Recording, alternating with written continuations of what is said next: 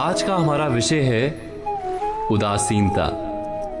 उदासीनता हृदय का ऐसा भाव है जहां हमें किसी बात में रुचि नहीं रहती, हम कोई कार्य करने के लिए उत्साहित नहीं होते। उदासीनता जब एक सीमा से बढ़ जाती है तो मन का रोग बन जाती है।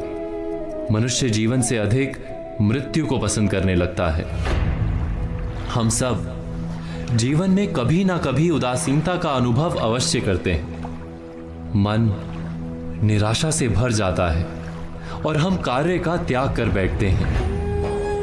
अधिकतर हमारी उदासीनता कुछ समय के लिए ही होती है, इसलिए उससे होने वाली हानि को हम पहचान नहीं पाते। किंतु उदासीनता धीरे धीरे आदत का रूप धारण कर लेती है और हम बार बार उदासीनता के कारण हाथ में लिए कार्य अधूरे छोड़ देते हैं।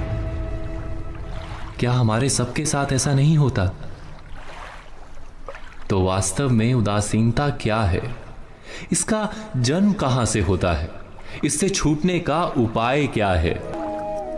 उदासीनता वास्तव में मन की ऐसी स्थिति का नाम है जब हमें अपनी तकलीफों, अपनी कठिनाइयों का कारण बाहर दिखाई देता है। हम कहते हैं कि समाज बुरा है, नौकर या स्वामी गलत है, पति या पत्नी का बर्ताव अनुचित है, जीवन की परिस्थितियां प्रतिकूल है, वक्त हमारा साथ नहीं दे रहा, वगैरह वगैरह।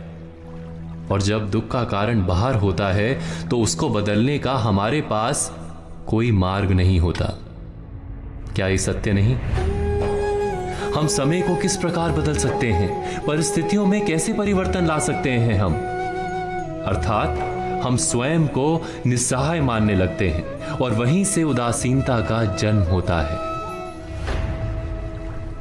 क्या ये सत्य नहीं? प्रश्न ये है कि क्या हमारी सारी विपदाओं का कारण बाहर है या स्वयं हमारे भीतर है? क्या हमारी सारी विपत्तियां, हमारे बुरे हालात क्या दूसरों के कारण है? क्या हमारा परिवार हमारा शत्रु है? क्या समाज दुश्मन है? या हमारी परिस्थितियां हम स्वयं निर्मित करते हैं? विचार कीजिए, पतझड़ में पत्ते गिरा देने वाली ठंड क्या वृक्ष के साथ दुश्मनी कर रही है? नहीं, ऋतु चक्र तो अपना कार्य करता है। उसे पेड़ के साथ ना दुश्मनी है ना दोस्ती।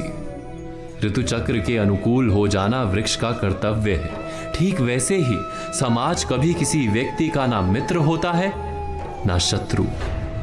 समाज को जिससे लाभ मिलता है, समाज उसका मित्र बन जाता है। अर्थात समाज प्रतिकूल तब बनता है जब हम समाज के प्रतिकूल बनते हैं। वैसा ही व्यक्तियों के बीच में भी होता है।